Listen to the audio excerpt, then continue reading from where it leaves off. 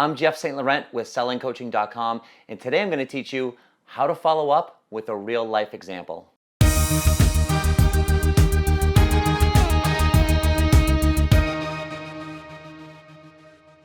I'm excited to go through these real life examples with you because it really is going to allow you to get into the mindset of not just what's going on when a potential client emails you or contacts you as a lead, but more importantly, the thought process that I go through when I see this. So I'm going to be highlighting things like times, when they get to me, how quickly or slowly I get back to them. Why is that important? I'm going to go through some of, line by line, some of their emails and my emails, so you can start to understand the thought process and what I'm looking for, why I write what I write. So it's not just about, the logistics of this. It's starting to understand why we do what we do. That's what selling coaching is all about, is really starting to teach you why we do what we do so you can start to do it yourself. So when you start to see these emails come in, which you're going to be getting more leads hopefully, and also better quality leads, you're not going to just see what you saw before. You're going to see new thing. You're going to see buying signs. You're going to be thinking of these things. The more repetition and the more you go through these real life examples of mine, you're going to be hearing this stuff in your head, and you're going to be seeing it live with your clients. And now you're going to be able to become more effective at this. And that's really what I'm going for here. So as you can see on the screen right now, there's this little hand here. I tend to talk with my hands a lot. So if you see the mouse thing here moving around a lot, it's just because I'm talking with my hands and I don't have my hand off my mouse. Anyways, so again, how to follow up, real life example so we can get clients. So this was a potential client. It was a website inquiry, means they went to my website, filled out the contact form, and it came to my email that way. And they also sent me a direct email. So it was a website inquiry and an email inquiry. So they sent me two inquiries. I never met the potential client. They found me from a call recording that I did 3 months prior that they listened to. So at the time of this email, in other words, they had listened to me on a call 3 months prior to that. And what happened was they listened to that call again 3 months later, and they reached out to me. So you can get a synopsis of where this thing goes is the person, quote, hired me, but then backed out. So this is a great example of someone that is kind of a, quote, shoe-in and a, quote, new client, but then they're not really a new client and they backed out. And I'll go through kind of what happened so you can start to understand this as well, because I like to give you examples of not just when people hire me, but people don't hire me as well either. And here's what goes on. So let's dive into this. So the first thing is the initial email from their email to mine. So like I said, there was a website inquiry and then there was also an email inquiry. So this is what I got on my email, and it was on Monday the 11th, Monday 11th at 12:41 p.m. So basically they just said, hi, I listened to your teleclass and requested a pamphlet on publishing a book. Can you resend? I never received it. So they had evidently emailed me back in March, like I said, a few months prior to that, and I had emailed them back, but they evidently never received it. So if you notice, they sent me at 12:41 p.m. on Monday the 11th that inquiry.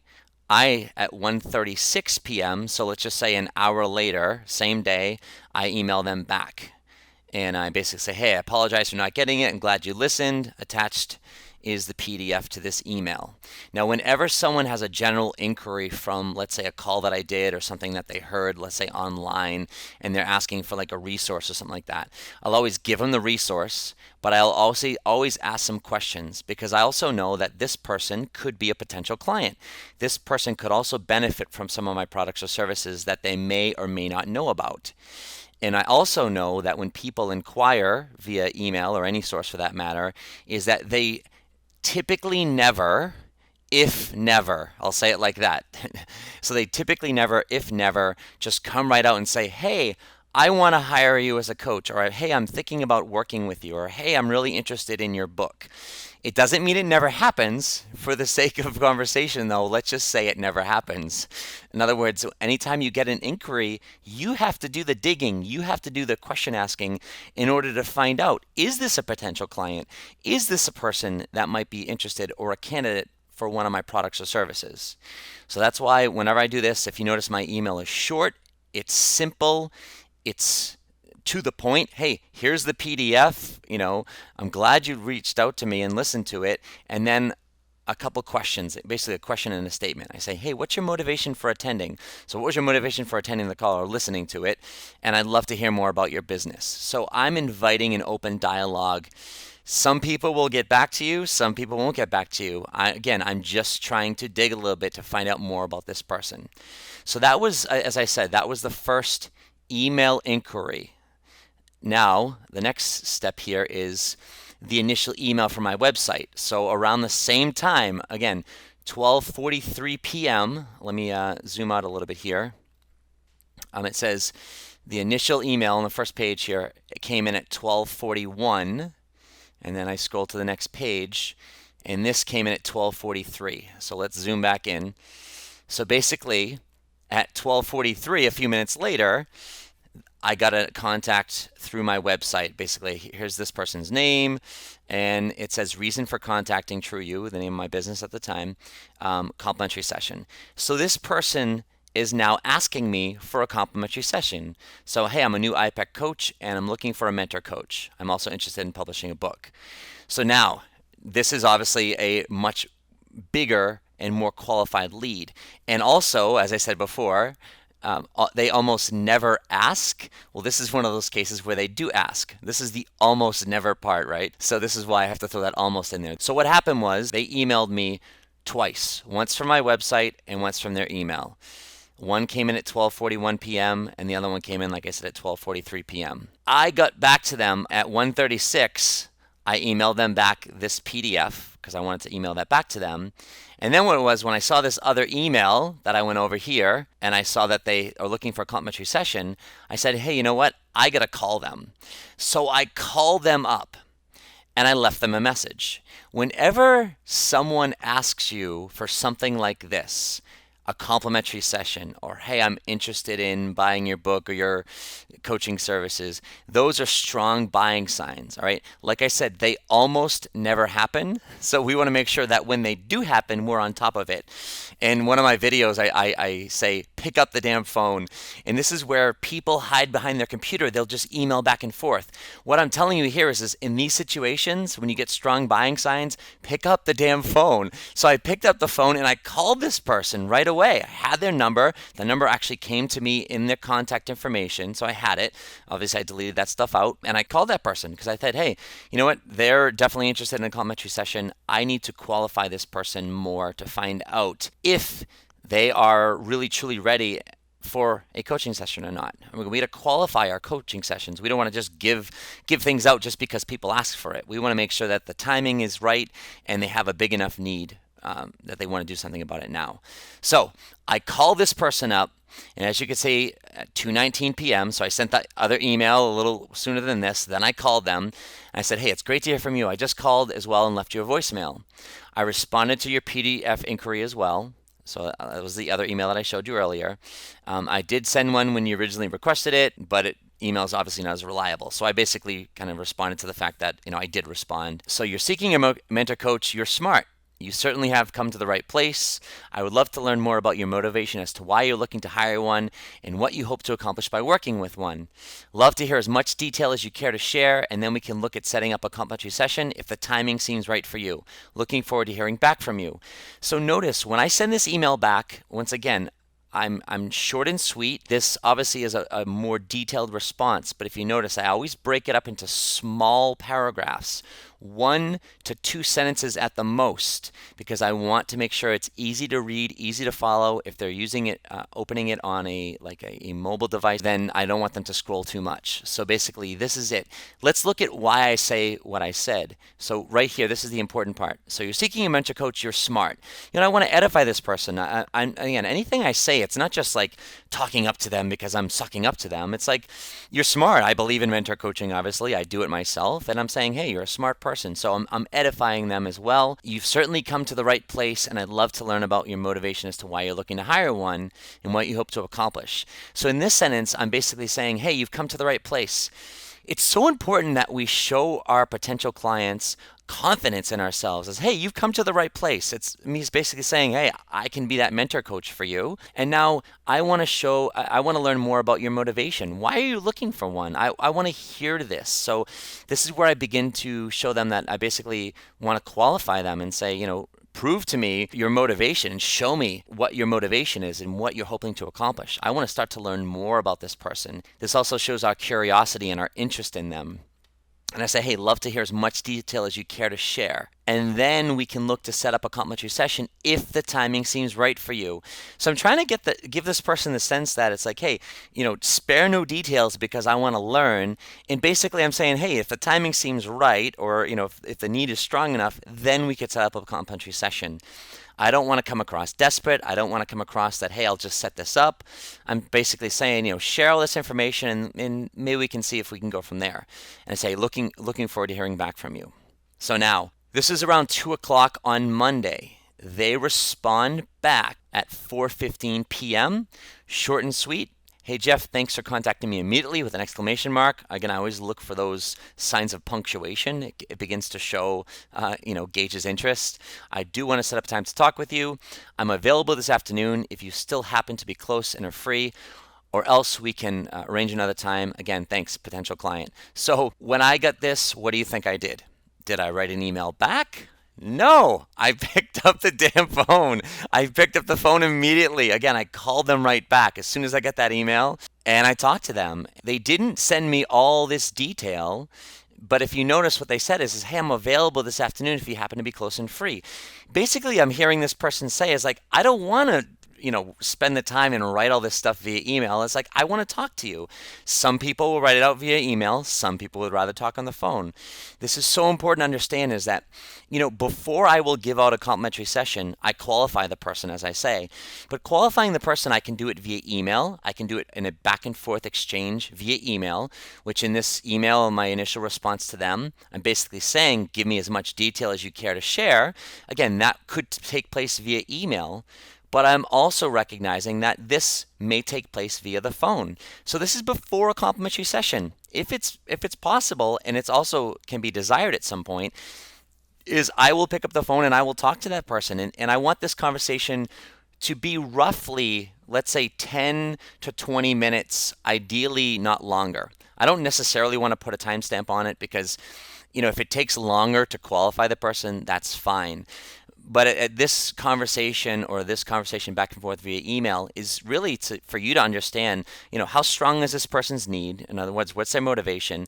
And why now? Why is now the time that they're seriously considering looking to hire a coach like yourself? So again, this person says, hey, I'm available. I call this person right up, boom. Found out they were an awesome candidate. They were really excited to do this. They seemed very serious, at least from my assessment on the phone. And I said, great, you know what? The next step would be, let's set up a complimentary session. We picked a time over the phone. And then I said, when we hang up the phone, I will send you an email confirming our time. And I'll also send you in this email, there will be 4 questions that I would want you to answer before our call and get back to me so I'm better able to assist you on that day. Boom, I called them immediately, booked a complimentary session, and sent the below email. In a lot of these videos that I'm doing where there's real life examples, I show you this email, and again, it's a cut and paste email, and I send this once I confirm a complimentary session with a potential client. It's the same email, except for the only thing I change, if you look right here, is basically the date. So I changed the date. So we were talking on Monday the 11th. We had booked a complimentary session for that Friday the 15th at 11 a.m. East Coast time. Again, I say, hey, please call me here.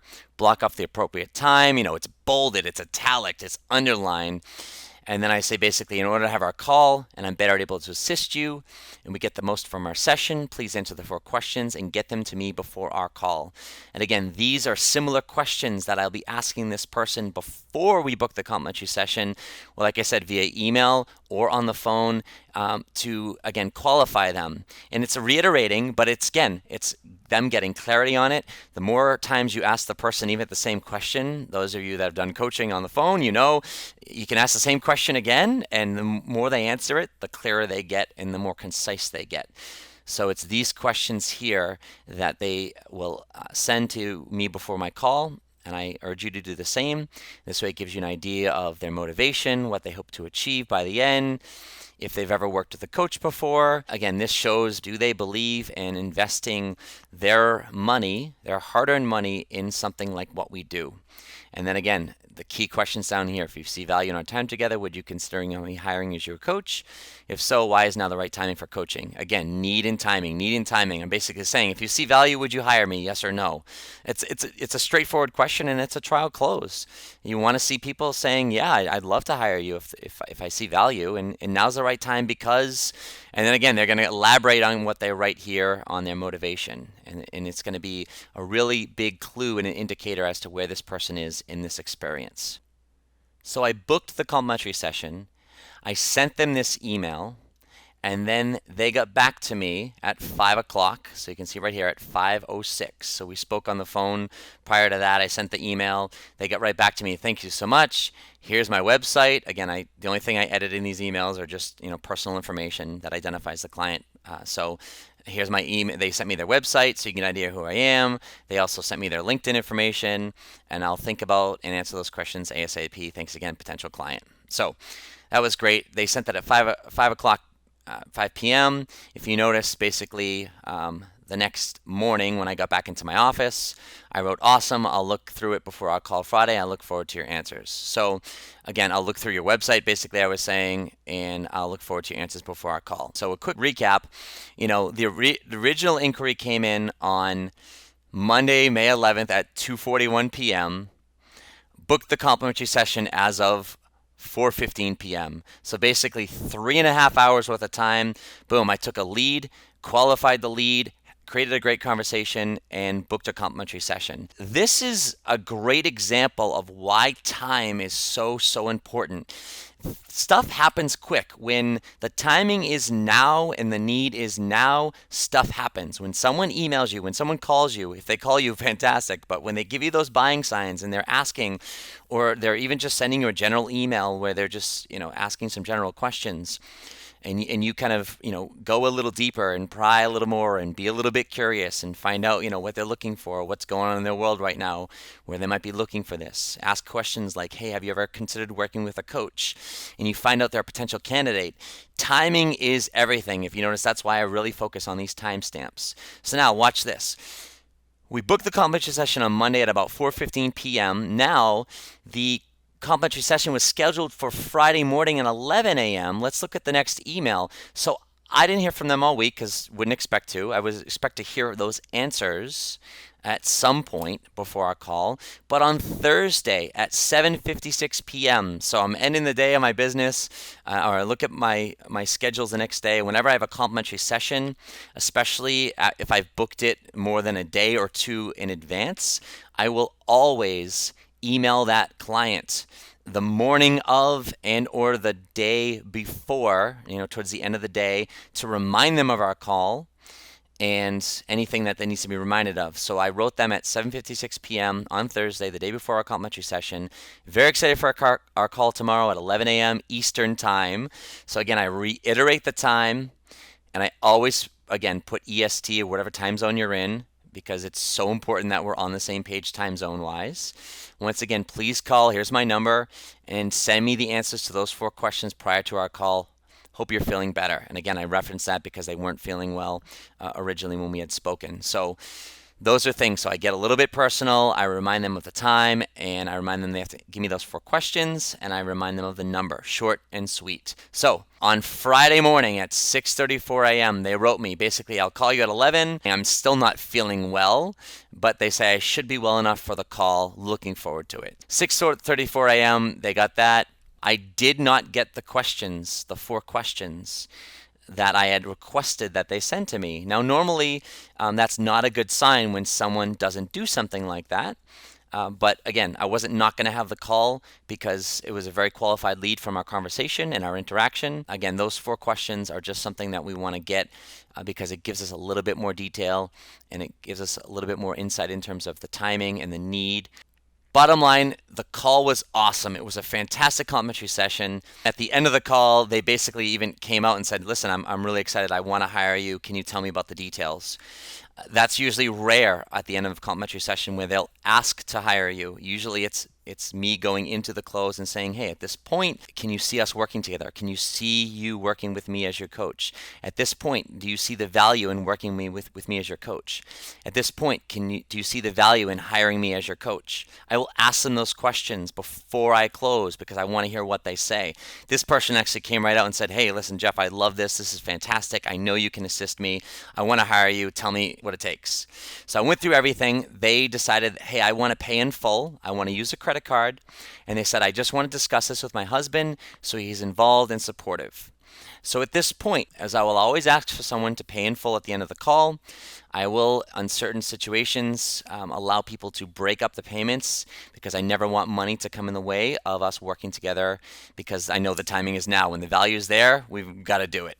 This person said, no, I can pay in full. Fantastic. Now, there's a difference between I need to think about it and I want to discuss this with my husband, my spouse, or whoever it is. At this point, that's a very valid reason for not paying right now for somebody. But it's very important for us to understand and clarify, what does I need to talk it over with the spouse mean?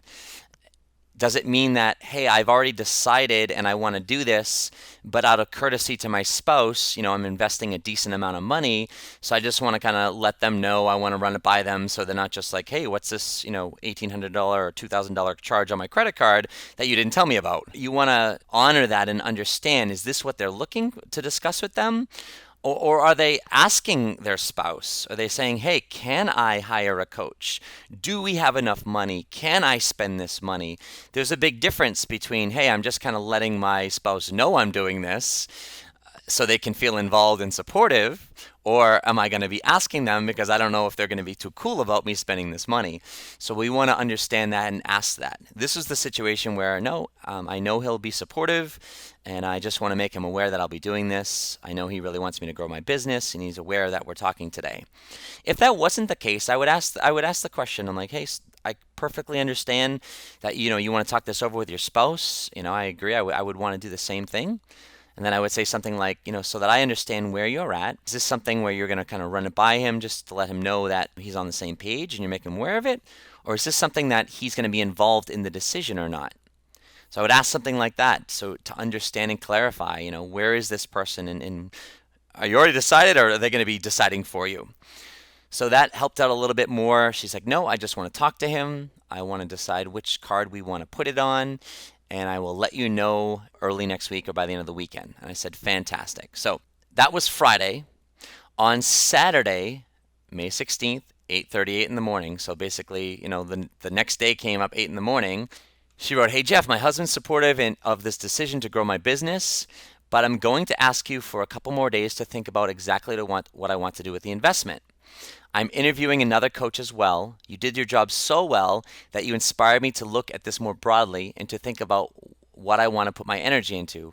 I'm hoping to have a decision by the end of the day on Monday. I appreciate your patience. So I was actually up at the beach. I was on vacation. I get my emails, so I kind of checked it out in the morning. So I see their husband's supportive. I'm going to ask you a few more days to think about exactly what I'm going to do with the investment. So that's fine. I knew they needed to think about it in terms of where they wanted to put the investment. And I saw, I'm interviewing another coach. You did your job so well. So now I'm like, oh, geez, I was really excited about this person. And it's not a bad thing that they're interviewing another coach. You think about any investment that you're doing where you're investing, any amount of money, but especially, $1,000 or a couple $1,000s in yourself, is, you're going to do your due diligence. You're going to look around and you want to make sure that, the person that you're going to be working with or the thing you're going to be investing in feels right to you and it's going to work for you. Some people can think about it too much. That's why it's very important that I would highly recommend that if we can, you want to get people to invest and sign up with you when you're on the phone. You want to get their credit card information. You want to take the payment. You want to do that because you want to prevent buyer's remorse. You want to prevent people from hanging up the phone and sharing it with their spouses, and then they're going like, "What are you, crazy? You're spending how much money on to talk to someone on the phone?" A lot of people don't understand what coaching is. Why would you pay someone a couple grand to talk with them on the phone, once a week? People don't understand what that really is and the value that coaching is until they experience it, until they're in that spot. Just like it's hard for us to explain it to somebody, it could be hard for someone in a relationship to explain why they're going to invest this.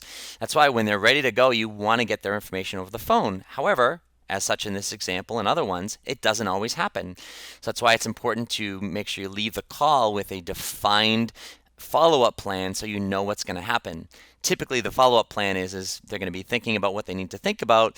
They'll either get back to you before the complimentary session, or you schedule the complimentary session and they can give you their credit card and payment information at the beginning of your first official call. So again, when I saw this, I wasn't concerned, but I also knew from knowing this person that they were definitely a analytical thinker. They were a logical person. They liked the facts, the figures, the logic, the data. They like to do their research. I knew this from our complimentary session. So it didn't really surprise me that they were interviewing another coach and they were doing what I would consider research. But it was getting to me, like I was thinking about this person. I was super excited to work with them. I found like we had a really great connection. We had a really good synergy and energy on the phone. And when I'm sure like yourself, when you find someone like that, you're fired up. You want to go. You want to work with this person. So I decided later on that evening, my son was in bed. I was still up at the beach and we're just chilling. I'm like, you know what? I'm going to take some time and I'm write this person an email. And I took a little bit more time and wrote them a more detailed email. So that evening, I said, hey, listen, I'm glad he's supportive. That's great. As for you wanting to interview another coach, I understand that you're a researcher and look into things in depth. That it's how you roll. And I basically was going into is I want to support where this person was. I don't want to say like, what are you looking to another coach for? It's like, you know what? I respect that. So I want to make them feel supportive because I did support them. Of course, I want them to hire me. But I'll get into how I show that in this email. So I say, not sure what kind of coach you're looking into. What I highly suggest is that you trust your gut and to move into action. My feeling is that I'm the one who can assist you to become successful with your 2 and 5 year goals. I could be wrong, yet we had some great synergy and I felt where we were heading together, exclamation marks. So this is where I really want to teach you, like, you got to be confident in yourself. This person was looking to hire me because they wanted me as their mentor coach to assist them moving forward in their business. The things that we identified on the complimentary session were some things where they had some ideas about where they were going. And I kind of said, hey, you know what? I respect those ideas, but if you're serious about your business, I'd really have you consider looking at X, Y, and Z. And I really opened their eyes to, the importance of really focusing on some things that they weren't giving as much importance to at that time. And I knew this person, in order for them to be successful in business as a logical thinker, I knew they had to get to that place where they could trust their intuition more. As entrepreneurs, it's so important that we can create decisions when we feel them. The longer we take to create decisions and do our research and line up all our ducks in a row and talk to one more person and get one more look at something. Procrastination is the enemy of profitability. We cannot procrastinate. Perfection is the enemy of profitability. And so I knew that this person needed to trust their gut more. And I said, hey, my feeling is that I'm the one who can assist you, with these 2 and 5 year goals that we had talked about. And I said, hey, I could be wrong, but I know we had some, great synergy and I felt we were heading together. So I'm really going out there saying, I'm not trying to be cocky, but I'm trying to be confident and show this person in my confidence. And I'm trying to go off of this person's feeling, because a lot of people will have second thoughts. And where people tend to give you objections is when they go into their head. In their head, they have logical thoughts. That's where fear, doubt, insecurity, overwhelm lies. It's in their head. That's logic-based. People decide in their heart. People decide emotionally. People buy emotionally. You've heard that before. So our job is when they start, getting logical and saying, I need you to think about things, and they start researching and analyzing, we've got to bring them back to their feeling. So the why behind this is that my feeling is that that I'm the one. If you trust your gut, we can move into action. I'm going on a limb and saying, hey, you know what? I know personally, if maybe this person's gut is saying they don't know or they were unsure. But if that was the case, then you know what? They wouldn't hire me. And they would basically say, you know what? It's not my gut feeling. And maybe they should be interviewing people. Because I know if they really want to hire me, they're going to hire me. They're not going to look into somebody else. They're going to know when it's right. It's like if someone proposed to you. It's like, let me look into some other options before I say yes? Why would you say that? If your man or your woman's proposing to you, you're going to know in your heart whether this is the right person for you or not. You're not going to be like, well, you know what? I just want to date a little more to see if there's anything better out there. It's like, yes or no, I'll marry you. It's a simple question. So I'm going off the fact where, I basically said, will you be my coach? Yes or no? And if they're thinking about it, they don't need to interview anybody else. So if the feeling's there, I'm pulling them back into that feeling. And if it's there, then they can move forward. So anyways, I said, plus, I'm not like you in the way we process and act on things. And I can see it will be important for you because I challenge you in a good way, in a good needed way, because I'm not a logical person at all. Like I barely think about anything. Like even these videos, like I'm talking as I go. This isn't scripted. It's in the moment, and that's how I operate as an entrepreneur. And I found that that's how we deserve to operate in order to be profitable. Is we need to understand is like, hey, if you feel something good, you got to go with it. My hope in these videos and the education I have at Selling Coaching in the university is so you can learn this process. So not only can you act and create decisions quicker, but you can reference the learning that I teach you so you're doing it more accurately as well. So I'm not like her, so I'm saying, hey, I'm not like you in the way we process and act on things. And I say, hey, it's going to be important that you have that because I challenge you, and it's in a good and a needed way. So I'm highlighting that as well. Part of my thought process with that was that I was feeling like she might be looking for someone that was more like them, more like her in the sense that maybe she didn't want to be as challenged as much as I challenged her. Sometimes people can be intimidated by that. Like some of you might not connect with me because I might intimidate you or challenge you. And that's obviously not the intention, but the way certain people behave is a natural kind of a resistance to other people as well. But oftentimes those people that resist it the most, those people can assist them the most because it brings them into that challenging piece and it scares them the most. And that's what obviously pushes us forward the most when we're challenged the most. And if you notice, I really go into what I've just been elaborating on in my email because I'm very straightforward and honest with people in my responses. As I say, one of the things I see right away with you, again, correct me if I'm wrong, I always like to add that in there because it takes out that, I'm the man and I'm this God and I know everything, because I don't feel that way. It's like, hey, correct me if I'm wrong, but one of the things I see right away with you is you take your time and research and evaluate and think and process and weigh out this versus the other. And while that has its merits, again, I don't want to talk it down. I want to say, hey, it has its merits. And I say here, I want to teach you to act and move when it feels right, not waiting to think about it. And I highlight think. So again, I'm using this as a teaching opportunity to say like, hey, this is how you are.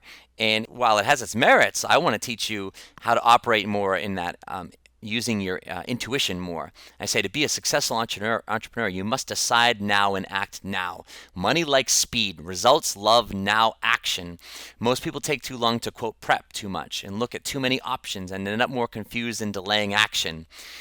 There will be times where thinking comes into play, but a big reason why you have me as your coach is so you don't have to think about a lot of things because I got you covered. Point is that everything I was just talking about, like I wrote it out because I want to turn this into a teaching lesson and show this person like, hey, this is some of the stuff that we want to be working on. And then I want to show this person, as much as I'm challenging them, I love to do this in emails, is say, hey, I respect whatever you decide. Either way, I respect whatever you decide. That's an important line right there because while I'm coming at this person in the sense of saying, hey, listen, I respect what you're looking to do, and then making some pretty strong statements there, I want to let them know that, hey, no matter what you decide, it's okay. Take the pressure off. Last thing I want someone to do is feel pressure, like I'm pressuring them to hire me, because I'm okay. I just want them to decide yes or no. But if you notice where I go after this is I get pretty strong as I say, I respect what you decide either way. Yet, I'm always eager and excited when I have the opportunity to mentor coach someone like yourself to fast track your business and take the leap from a part-time hobby to a full-time career. And I say, in parentheses, as you can see, willing to fight for you in your business. I'm showing this person that I want to fight for them and I want to work for them. And so a lot of times when I get stronger, as much as I cover myself, if you will, with the lines where I say, correct me if I'm wrong, I also want to come across and take some pressure off by saying, I respect what you decided either way, but I also want to show them how excited I am because I'm eager to work with someone like you. And it never hurts to say someone, it's like, hey, I'm willing to fight for you and your business. If you're truly still deciding between myself and another after all this, I'd ask you to speak with a reference from a client I'm working with. Same position with you, working 9 to 5, has a plan to quit. She's listening to me very closely and her coaching business is thriving. So basically, I say after all this, I'm like, if this person still needs to do some research, I want to honor that this person is a researcher. And those people do need their research. They don't necessarily trust their gut or their intuition that much. They still need the facts, figures, and logic before they can create a decision. So I'm saying, hey, listen, if you still truly need time to decide between myself and someone else, here's a reference. So I'm like, hey, why not give this person a reference of someone I'm working with who's in a very similar position, who's doing an incredible job. So after this, what I do is I gave them the person's information. I gave them their person's name, phone number, and email. Obviously, I deleted it out of this dialogue.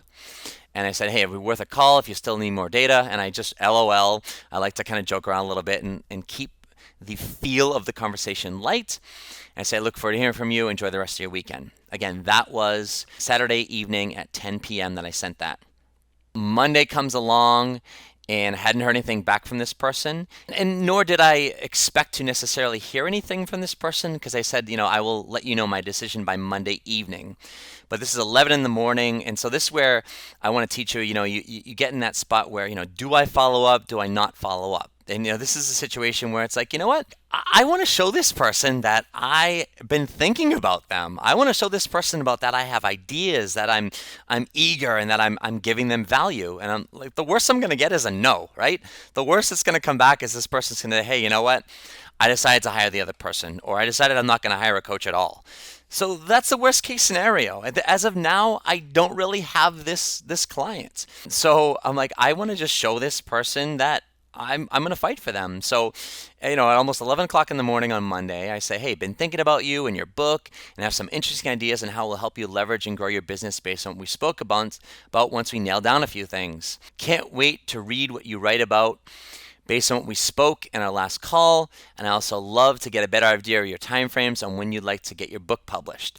So I'm like saying, you know what? Screw it. I'm just going to pretend that we're coaching together, because if we were coaching together, this is the type of stuff that I do. It's like I'll think about a client, or I'll think about something that's been saying, and I'll just write to them and I'll say, hey, listen, been thinking about this. I got some great ideas for you.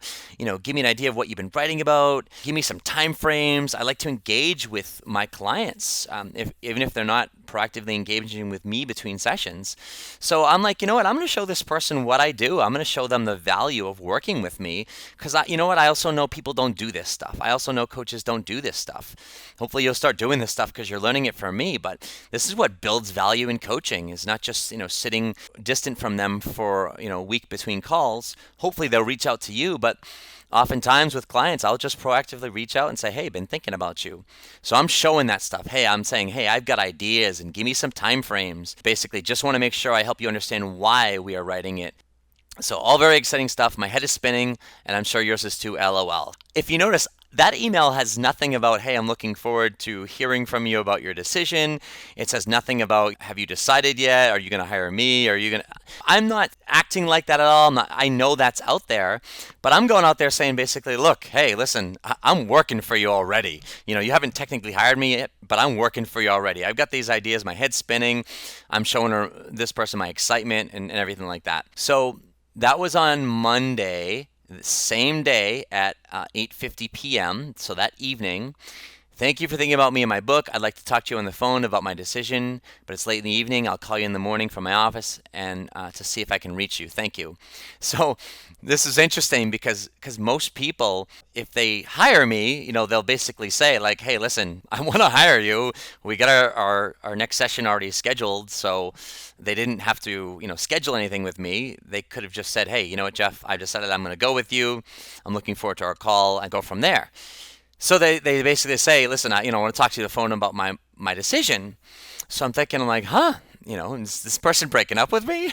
Like kind of laughing about it. I'm like, well, if they don't want to hire me, why would they talk to me? So basically, later on that evening, probably before I was going to bed, I saw my email and I basically said, hey, listen, best time to reach me is at 12 p.m. as I'm booked all morning and have my workout. Hope you have a great night and sleep amazing. So I'm basically getting back to them and I'm giving them a specific time, because I always recommend in any email communication that if they don't give specific times, you either ask them for specific times or give specific times and ask them what works best. So that was the dialogue there. We spoke the next day. They informed me that they were going to end up hiring the other coach, that they really loved everything that we did. They just felt that a few other things aligned a little bit better with that other coach at that time. And I'm like, hey, listen, you know what? Thank you so much. I was very impressed that this person actually emailed me and took the time to want to talk to me and tell me that they weren't going to hire me and go with somebody else. Because typically, when someone after a complimentary session says they're going to hire you, and they say that they'll give you their payment information, and then they decide not to hire you for whatever reason, whether they change their mind or maybe they never intended to in the first place and just were afraid to say no, typically they just disappear off the planet. They join the next moon mission and they go into outer space and you never hear from them again. So for someone to actually take the time to want to talk to me and share, like, our complimentary session was so great and everything that they shared with me, I respected that person a lot. And I was very bummed, obviously, that they didn't hire me because I wanted to assist them. But I said, hey, you know what? I'm glad that you found someone that you feel can move you forward at this time. Fantastic. So after the call, I sent them a quick email basically saying, thanks for the call. Wish you the best. We'll talk again, I'm sure. I know that you'll get that book out there and share your gift. You have a lot to offer. So I just wanted to kind of reconfirm with them, hey, awesome. I wish you the best. And we left on a fantastic note. And I knew that this person, that they'd be on my email database and they were a fan of mine. And I knew that at some point in the future, if the timing was right and I was that person, that maybe we'd work again. Maybe they'd hire me or buy one of my products or services. I knew I'd be able to assist them at some point in the future. After that, what I did was, if you notice, this was Tuesday on May 19th. The following week, basically week and a day, on May 27th, I wrote them a quick little email basically saying, hey, was thinking of you, wanted to check in and see how your first few sessions were with your new coach. Couple exclamation marks to show I'm excited, so happy you're moving forward and focusing on what needs attention. So I'm just following up a week later, and my thought process of this is a few things. One is I want this person to know that I didn't just kind of drop them and forget about them after they decided not to go with me and go with someone else. Second intention was, just in case maybe they didn't, for whatever reason, didn't end up hiring that other person, or they had their first session and it was not a great one, or they decided not to go with me and then a few days later or a week later or so they were like, oh man, I miss Jeff, or I really should hire Jeff. I kind of want to be back in front of them again because this is a really great client that I wanted to work with, and they obviously did want to work with me. They had another option as well that they felt worked better. So I just wanted to see if they'd get back to me. I didn't know what would come of it, but it was a truly authentic, hey, I'm thinking about you. I'm so happy for you. But also it was kind of that sense of saying, hey, you know what? I'm still here. And if something changed, I didn't say this, but if something changed, I figured they would reach out and I would find out about it that way. After that, they didn't get back to me. They didn't respond to this email. So I'm like, hey, you know what? Cool. They're happy. They're moving forward. So that was the dynamic of this inquiry from start to finish. And one of the things I really want to highlight here is that you'll hear me say this a lot. When people hire us and we have a quote new client, I'll always teach you that we never have a new client until the money is in our bank account. This is a perfect example of someone quote hiring me. They were going to pay in full. And here I am going into the weekend. What a better day, right? On Friday, I spoke with them, complimentary session on Friday morning, and they, quote, hired me, and they were going to pay me in full. And I could have been like, oh my God, this is great. I got a brand new client. I created some more income. And while I was excited about it, I know part of me was, going off that philosophy that I'll teach you is that we never have a new client till the money's in our bank account.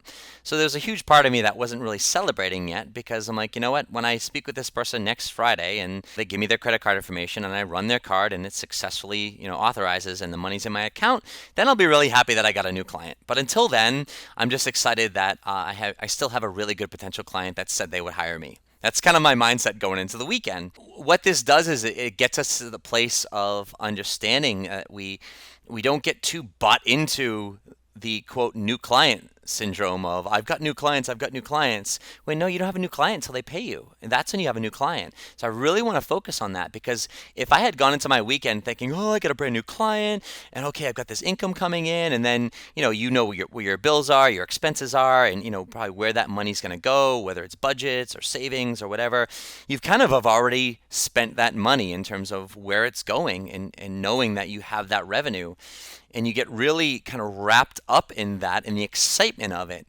And then when something like it happens where, they send you that email like, hey, I'm thinking about potentially working with somebody else. And then from there till, a few days later, basically, I'm not going to work with you. I'm not going to hire you.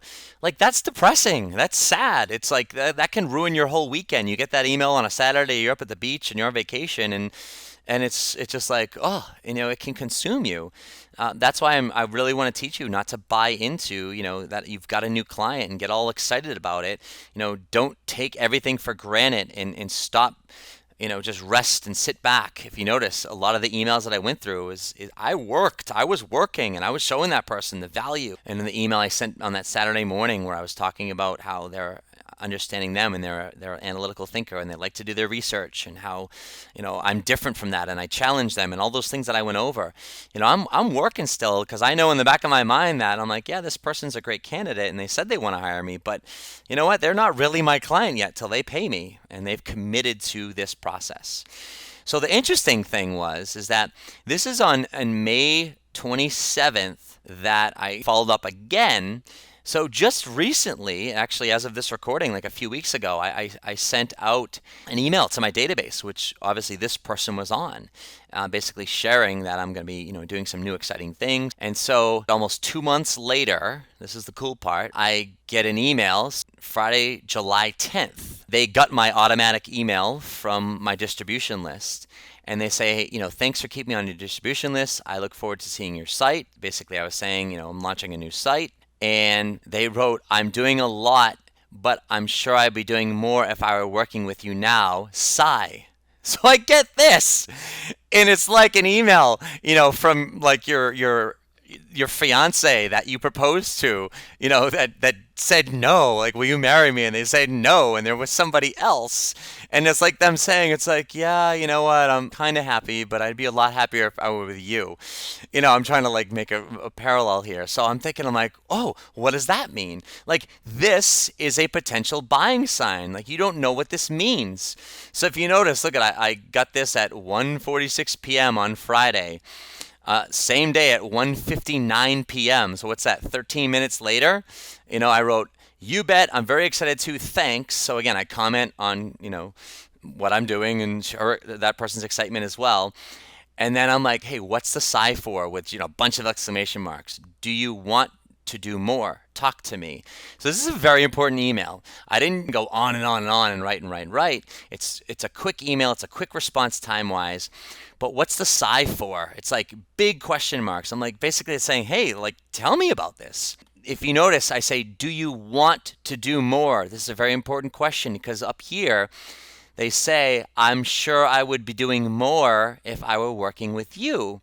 So now I want to find out, is that a need of theirs? Is that a want of theirs? Do they want to be doing more? Because I'm sure I'd be doing more if I were working with you. That doesn't mean necessarily that they want to be doing more, right? You can't assume that. So this question is qualifying and clarifying if that is a need of theirs. Remember, people hire us because they have a need and the timing is now.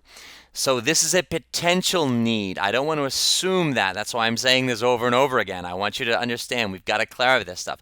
Do you want to do more? Talk to me, ... basically saying, you need to get back to me on this. They wrote back at 2:12, so this is a good. I've got this person. It's a back and forth dialogue. Jeff, there's value in all coaching experiences, but the one I chose is not fitting the need to accelerate my progress towards publishing my book or improving my online presence. Short of getting out a contract that I've already paid for up front, I can't invest more in myself at this time. Thanks for asking and caring. This person knows I'm basically getting at, like, does this not working out for you? Do you want to be working with me? I didn't say that, but people aren't stupid, like they know this stuff. So we don't have to be deliberately asking this stuff, but we want to be asking them the questions that allow them to elaborate and give them the opportunity to elaborate on their potential needs. So basically they're saying, yeah, there's value in everything, but basically the coach I actually end up going with, it's not fitting this person's needs. They're not moving them forward with the things that they really needed the most. And these are the things that I know that we had discussed doing when they hired me, is I knew that I could help this person publish their book, and I knew that I could help improve their online presence and generate traffic and so forth and so on. So they're saying I basically can't hire another coach. Thanks so much. And so that's at 212, 227 I wrote back. So I kept that back and forth dialogue going, and I wrote a little bit more. And I do understand and I do care. You have so much to give, but you need that forward push. So I'm showing this person like I do care. And I want to give them a recommendation. Like, I certainly recommend vocalizing your needs to this person. And I say, I'd be surprised if that person couldn't get a feel that you're not getting the value that you need or want. And I'm like, if they can't, that could be the reason it's not working. Because I'm sitting there thinking, I'm like, how can a coach not know that their client's not getting the value from their sessions? If I don't see or understand where my client is getting value from our calls together, I'm going to bring that up, and I'm going to be with that person saying, hey, listen, I'm curious, what value did you receive from our call today? What value are you receiving from our coaching? How is this working for you? We've had 3 sessions now, or at the end of the session, if I'm not quite getting where they got the value from, I'm asking them. And if they can't be like, oh my God, yeah, today was great because blah, blah, blah, or yeah, Jeff, you're really helping me do X, Y, and Z, and if I'm not getting that sense from a person, I'm going to say, like, listen, I want to make sure that you're getting value from these calls. If you're not getting value, then let's have another conversation.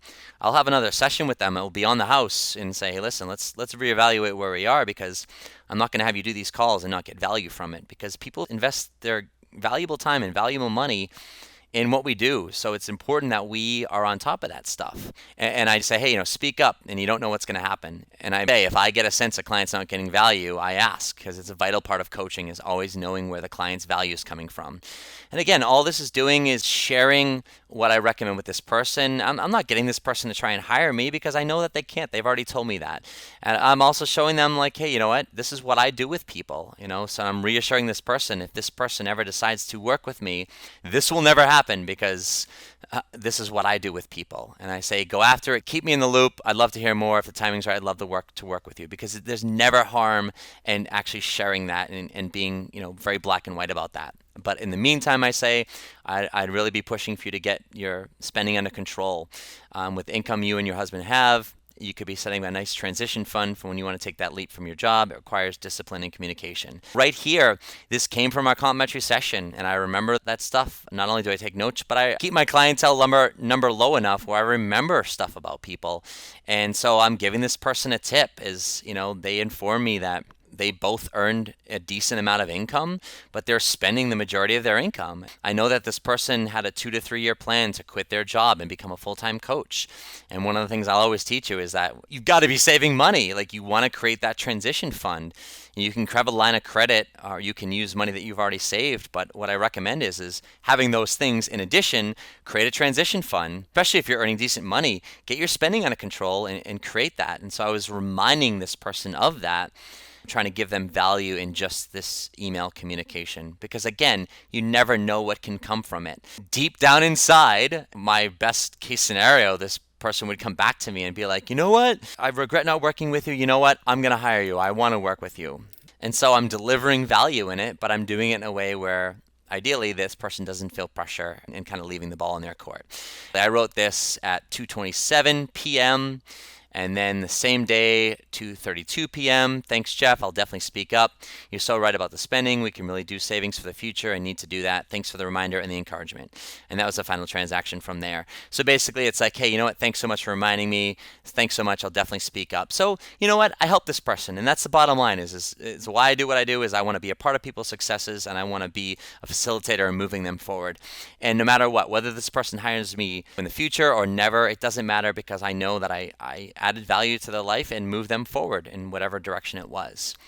At this point, hopefully, we spent a lot of time today going through this in detail, but I really hope that you can understand the thought process behind all this stuff.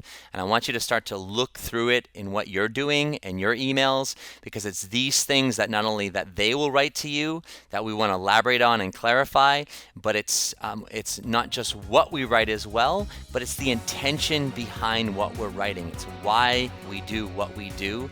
That's the most important aspect as we learn selling coaching and how we really qualify these leads that we're getting and transition them to potentially getting clients. So if you're ready to take that leap, always remember, selling coaching is the absolute best way to fast track your business from a part-time hobby to a full-time career. Now get out there, get leads, get clients, and get paid.